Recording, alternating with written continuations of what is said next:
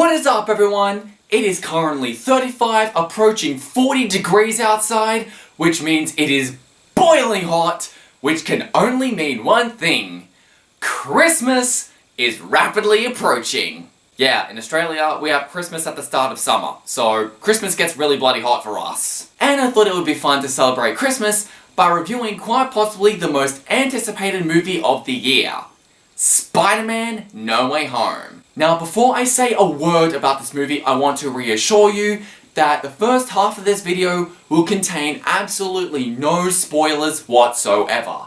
If you haven't seen the movie yet, don't worry, you're completely safe. I'm going to be as vague as humanly possible, and there's even things in the trailers I'm not going to discuss until I get into spoilers, and I'll give a very, very clear warning when I do start to talk about spoilers. Having that said, please enjoy the video.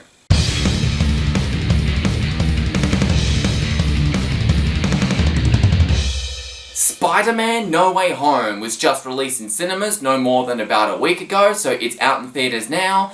It is the third installment in the Home Trilogy. It was directed by John Watts and stars Tom Holland and Benedict Cumberbatch. I know I said there was going to be no spoilers in this video, but I do have to at least describe the premise of the movie to some degree.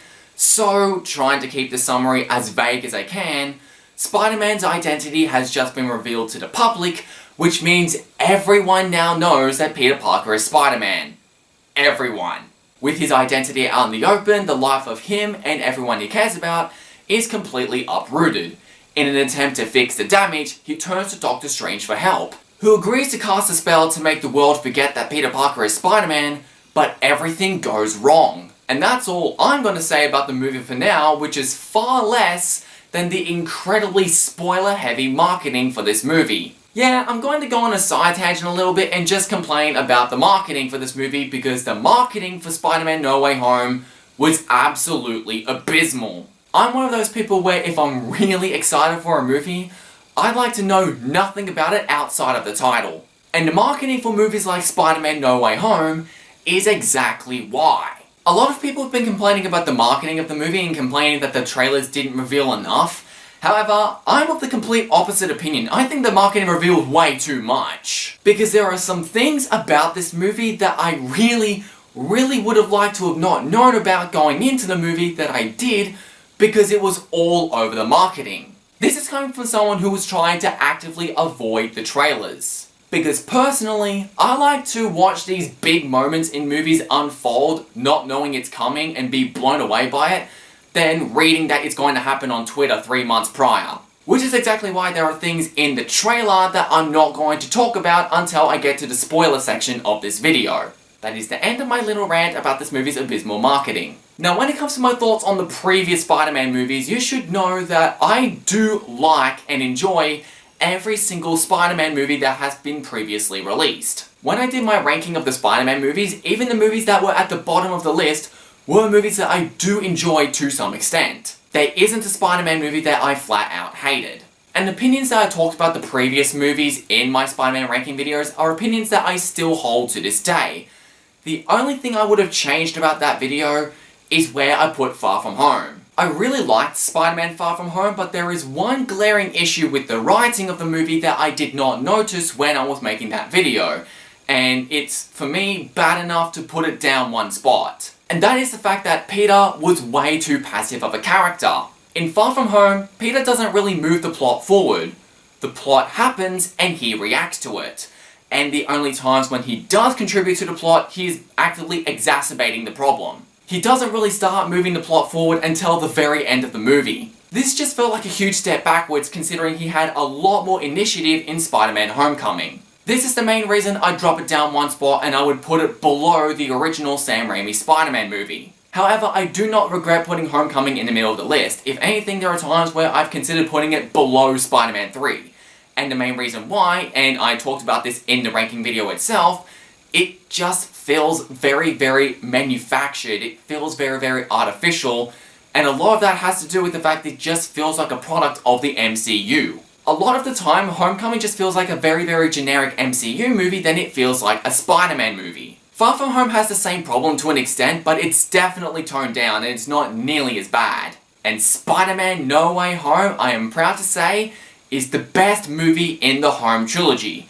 And one of the main reasons as to why is because it's the first movie in the trilogy that doesn't feel like a generic product of the MCU. This is the first movie in the trilogy that feels like a straight up Spider-Man movie. There is MCU stuff in the background, yes, however it is significantly toned down compared to the previous two movies, where the whole MCU was pretty much driving the story for both the previous movies forward. In this movie, it feels like the focus is just on Spider-Man, and I haven't felt that since The Amazing Spider-Man 2. It also doesn't have the same problem as Far From Home, where Peter has a lot more initiative in this movie than he did in the previous movie. Granted, Peter Parker's characterization still isn't perfect because now he has another problem, and that is, I think throughout the first half of the movie, I think Peter is quite irresponsible. Like in this movie, Peter Parker has to solve a huge mess, a huge crisis.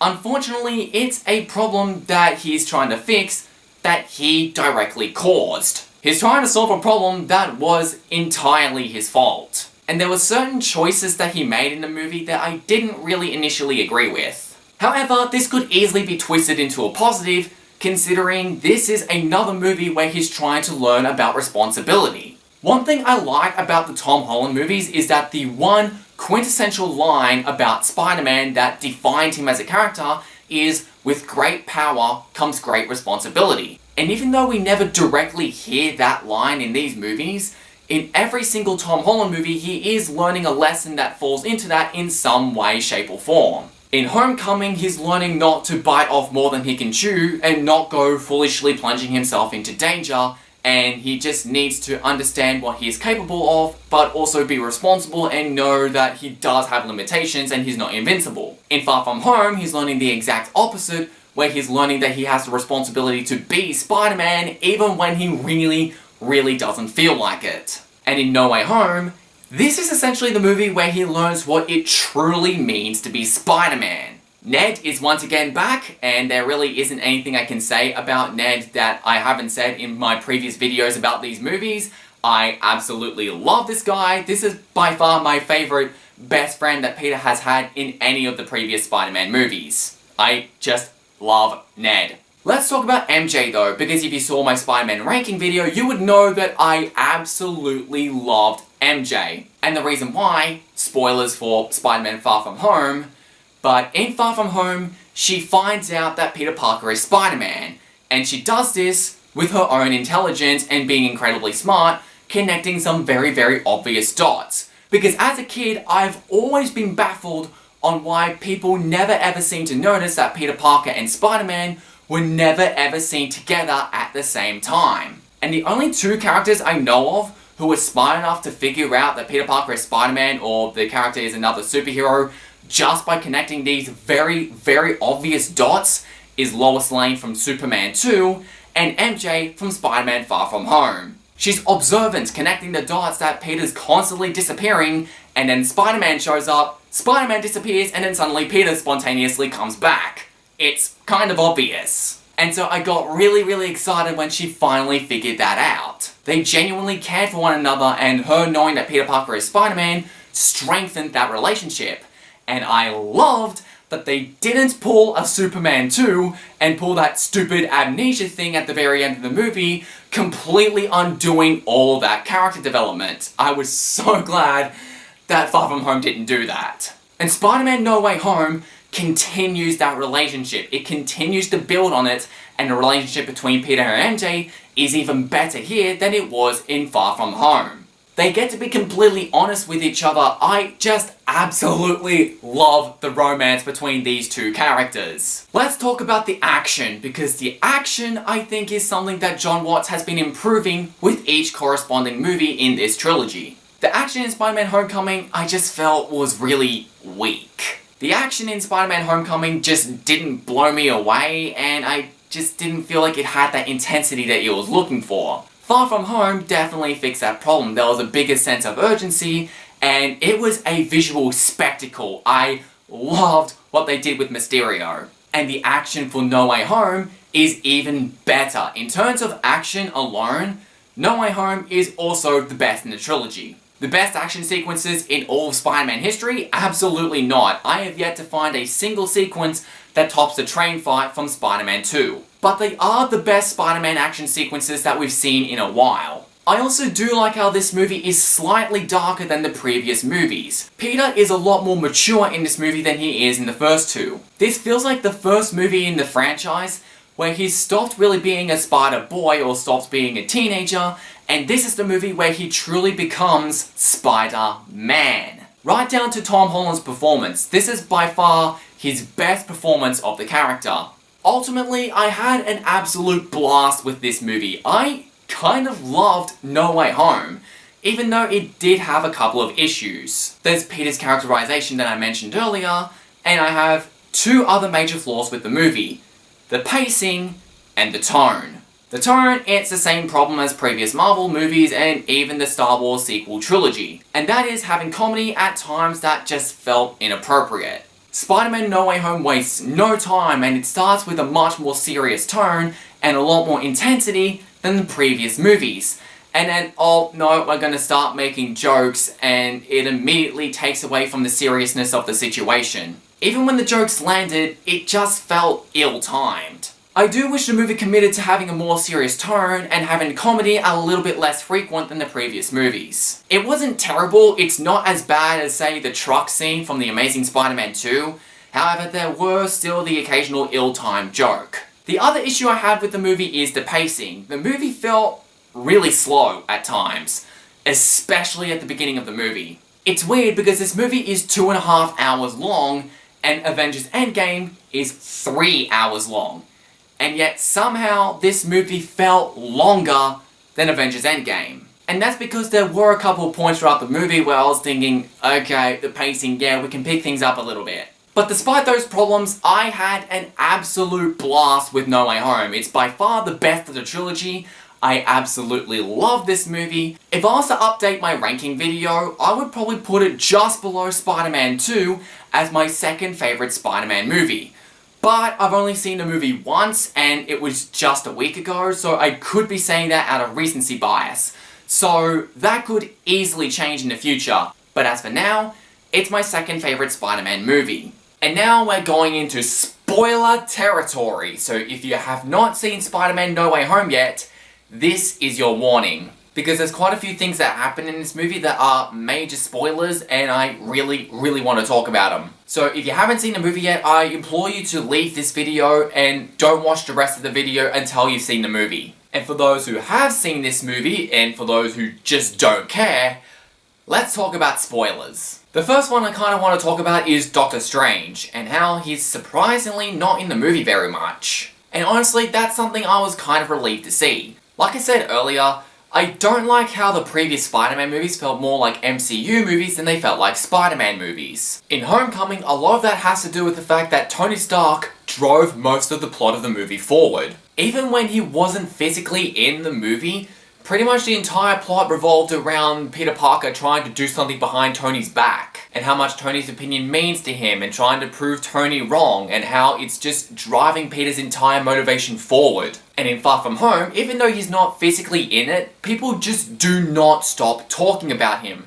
They are always talking about how amazing Tony is, or how terrible Tony is, and how we still have all of his tech, and how he has such a huge legacy, and how Spider-Man has to fill his shoes. What really felt like a big slap in the face though, is that there was a really big motivational speech about how Spider-Man doesn't have to worry about being the next Iron Man and just needs to be the best Spider-Man he can be. And then Peter immediately contradicts that by mimicking Tony Stark, by working on his suit with AC/DC's Back in Black in the background, while creating his suit with Tony's tech. Anyway, all that to say that as much as I love Doctor Strange as a character, I like how he was just in the background, and the focus of the movie was on Peter Parker, MJ, Ned, and Spider-Man's villains. Yeah, villains.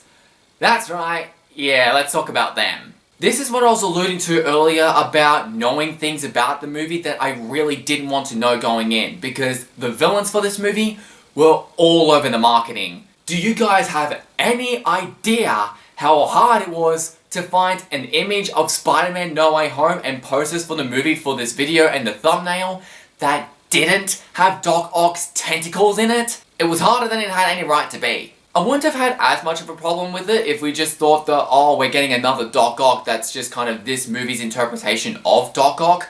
But no, the trailers even confirmed that it's Alfred Molina, and it's the same Doc Ock as Sam Raimi's Spider-Man 2, as well as the same Green Goblin, the same Sandman, the same Lizard, the same Electro. In the marketing campaign, they pretty much made the selling point that villains from all these previous movies are coming back into this movie, and Tom Holland has to fight the villains from previous movies, acknowledging the previous movies as canon, which means in an alternate universe, the Sam Raimi trilogy and the Mark Webb duology actually happened. And I think the marketing team saw that as the big selling point of the movie. And I didn't need a selling point for this movie, I was going to see it opening day anyway because it's goddamn Spider-Man. But whatever, they ruined it in the trailers. How did they actually execute the idea? One thing that really worried me going into the movie is that this is not the first Spider-Man movie to have multiple villains. Spider-Man 3 had 3 villains. It was overcrowded and they constantly kept having to push other villains out of the way to focus on the other 2. The Amazing Spider-Man 2 also had 3 villains and they focused on 2 of them and had one appear at the very end of the movie, teasing a fight that we never got to see. Both of these movies have 3 villains. Spider-Man No Way Home has 5. So I was really worried about this movie being really overcrowded despite the 2.5 hour running time.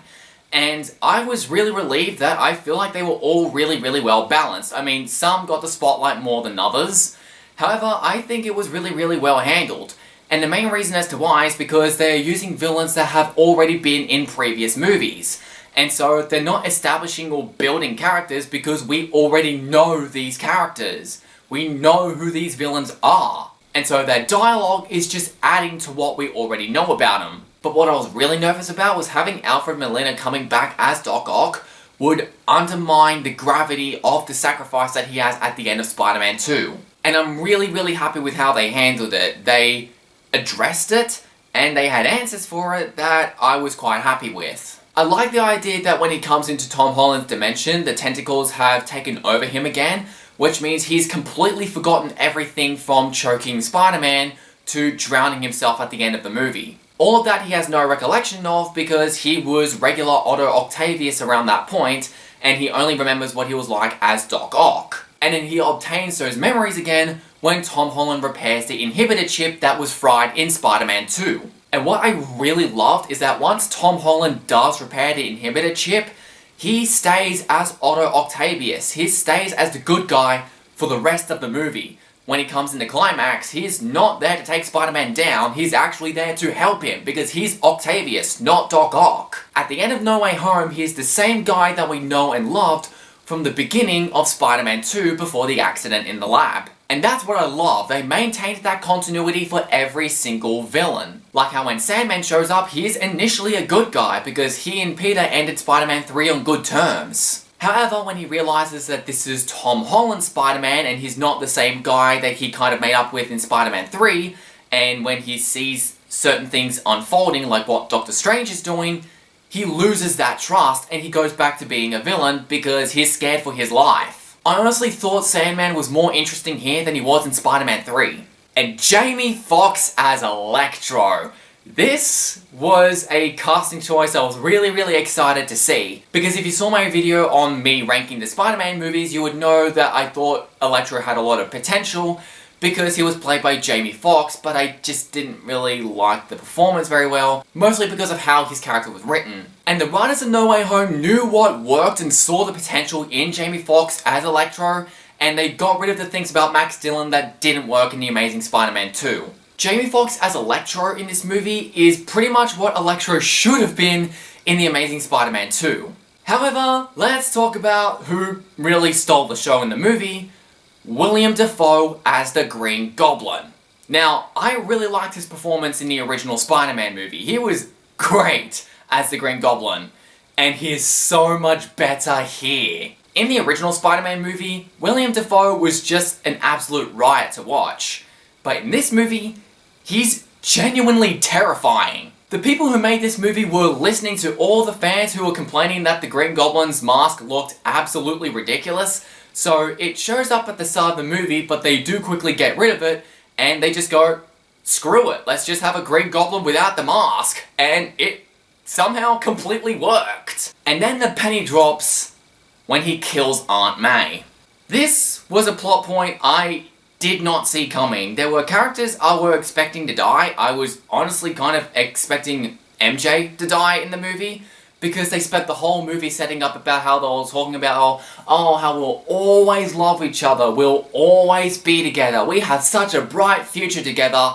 And the moment they were constantly bringing up lines like this in the beginning of the movie, I immediately knew that was foreshadowing. So I really expected MJ to die, but no, it's Aunt May who gets the axe. And this scene was almost great for me. The only real issue I had with it is that she basically took a pumpkin bomb to the face and comes up like she's going, I'm okay! With absolutely no scars on her face, which I call BS on, because even Harry's face got scarred in Spider-Man 3 when he got blasted with a bomb, and she just kind of walks for a little bit, and then she collapses, and then she dies. I think the scene would have hit a lot harder if she just didn't get up, and the dialogue we had just happened when she was on the ground. It's an emotional scene to be sure, but there's definitely been sadder deaths throughout these movies. But another thing I really wanted to address is the fact that Aunt May, after going movies upon movies without hearing the one quintessential line that makes Spider-Man,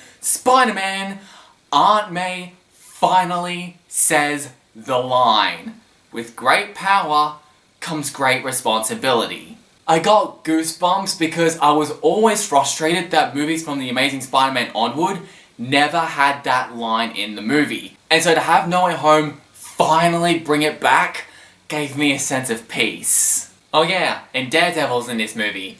Didn't leave that much of an impression on me, and the main reason as to why is just because I never watched the Daredevil Netflix series. Or the movie for that matter. I know pretty much nothing about Daredevil. I mean, it's really cool that they acknowledge the Netflix series. However, I'm one of those people who I know so little about Daredevil that it took me until nearly the end of his cameo for me to realize that it was him. And the ending of the movie. I have some pretty strong feelings about the ending of the movie. Why? Let's just go back to earlier. And I loved that they didn't pull a Superman 2 and pull that stupid amnesia thing at the very end of the movie, completely undoing all that character development. I was so glad that Far From Home didn't do that. I'm gonna tell him. Don't you dare. Yeah, they did it. No Way Home pulled the Superman 2, where Peter agrees for Doctor Strange to cast a spell to make everyone forget who Peter Parker is. That means not only will MJ forget that Peter Parker is Spider-Man, but she was going to forget who Peter Parker was entirely. Same applies to Ned. So that means that romance that I've absolutely gushed about over the last 2 movies is now completely gone. Granted, I don't think it's quite as bad as it was in Superman 2, where Superman just kisses Lois Lane and she immediately forgets everything that happened. Like, I kind of get why they did it. And there are things about this plot point that I really admire. Like how everyone forgets who Peter Parker is, including Doctor Strange and the rest of the Avengers. Which means Spider-Man, in a sense, is pretty much out of the MCU. And I honestly don't mind that. From Homecoming onward, he's been so focused on being in the MCU that they just didn't really feel like Spider-Man movies. And I think the decision at the end of the movie to completely wipe the slate clean is going to change that, and we're going to start getting some truly organic feeling Spider-Man movies. Which means, if that's the case, I might end up liking the next 3 Tom Holland movies more than these 3. Or at the very least more than Homecoming and Far From Home. I also really like how they had the guts to actually commit to it. When he tries to rebuild the relationship with MJ, he kind of realizes that he really hurt her throughout the last couple of movies, and he decides to just let her get together with Ned because he could see that she was going to be really happy with him. And so he's officially on his own now. Essentially, I love what they did with the ending of the movie. There's just a couple of things that I don't like about the consequences, such as completely undoing the relationship between Peter and MJ, because that I felt like was one of the strongest aspects of these last two movies. And in terms of spoilers, I think that's just about everything. Well, thank you all for watching, stay tuned till my next video, but until then, see you later.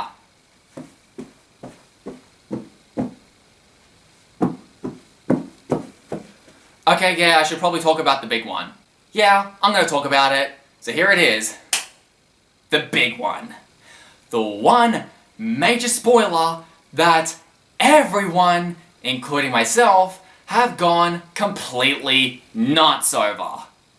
The fact that Tobey Maguire and Andrew Garfield are in this movie. This one is a lot to take in, especially since I didn't see it coming despite the fact that rumors and leaks were all over the internet. This is the worst kept secret, but since I was trying to avoid spoilers in the marketing for this movie, I did not know that Tobey Maguire and Andrew Garfield were going to be in the movie. I did see it as being the next endgame for Marvel, like I saw it as a possibility like 5 years down the line, but I heard that there were just way too many hoops to follow, like Tobey Maguire didn't want to do it unless it was going to be directed by Sam Raimi, and he has a lot of back problems, and he's just apparently really hard to work with. There's a bunch of legal stuff involved. I thought that they may do it 5 years down the line, but it just felt very unlikely. I didn't think we'd see it for another 5 years if we got to see it happen at all. But they did it. They actually did it. We have a Spider-Man movie with Tobey Maguire, Andrew Garfield, and Tom Holland all in the same movie, all in the same shot, interacting with each other. And it is glorious. This really meant a lot to me for both Tobey Maguire and Andrew Garfield. I may not be the best fan of the Amazing Spider-Man movies as much as I tried to defend Amazing Spider-Man 2 when it first came out. I don't hate it as much as other people do. I still find things to like about Amazing Spider-Man 2. However, I do agree it's not the best Spider-Man movie. However, Andrew Garfield is amazing in those films. No pun intended. And it's really quite a shame that Andrew Garfield was pumped for The Amazing Spider-Man 3, and then it was unceremoniously cancelled.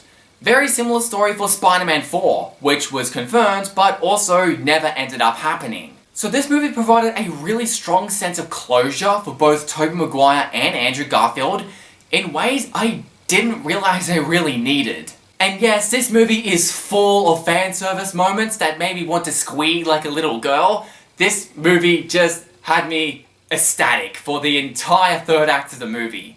And that's another thing, I'm really glad that these characters didn't just make short cameos.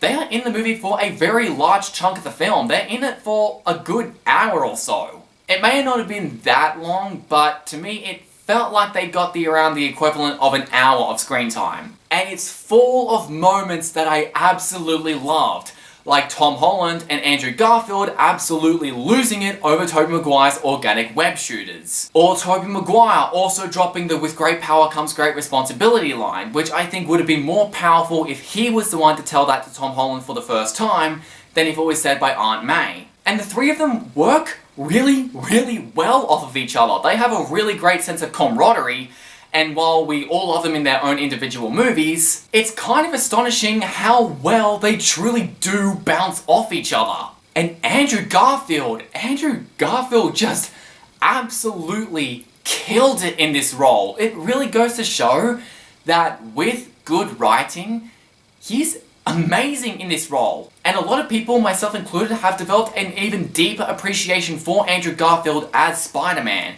because it shows that he really cared about this role. They all did. You can feel the passion behind their performances, and I can't imagine how cathartic it would have been for both Andrew and Tobey to put the suit on just one more time. There's one moment in the movie that quite possibly be one of my favourite Spider-Man moments. It's definitely my favourite moment in the movie. But it's the scene when MJ falls off the scaffolding for the Statue of Liberty, and Tom Holland goes to try to catch her and is knocked out of the way by the Green Goblin.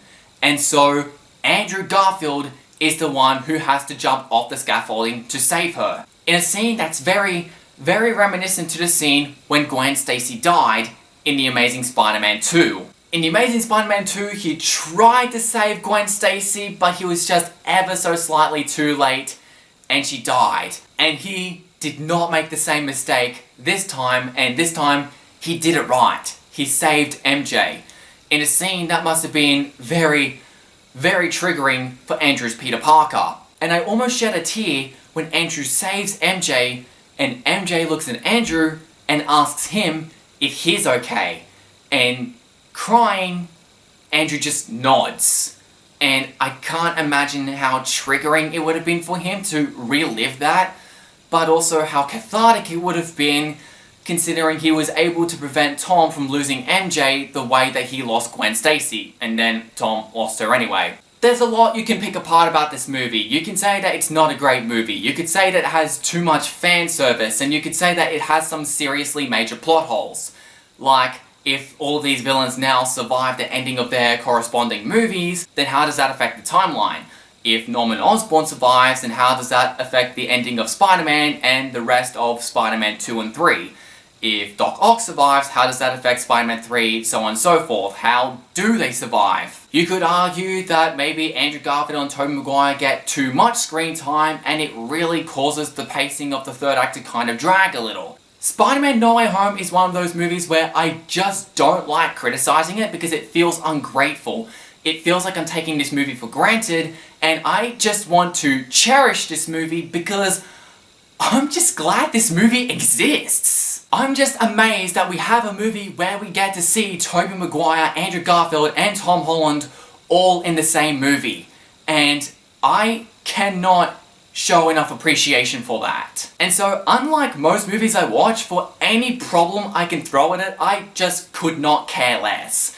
It's one of those movies I've grown a deeper appreciation for what they managed to pull off, and it's a movie I've liked more the more I thought about it over this past week after seeing it. I absolutely loved this movie, and I cannot wait to see it again. And that's my both spoiler-free and spoiler-filled review of Spider-Man No Way Home. What did you think of the movie? Let me know in the comments below. Stay tuned till my next video, which is going to be 100th video special. So, I'm gonna have to do something very special for my next video, but until then, see you later!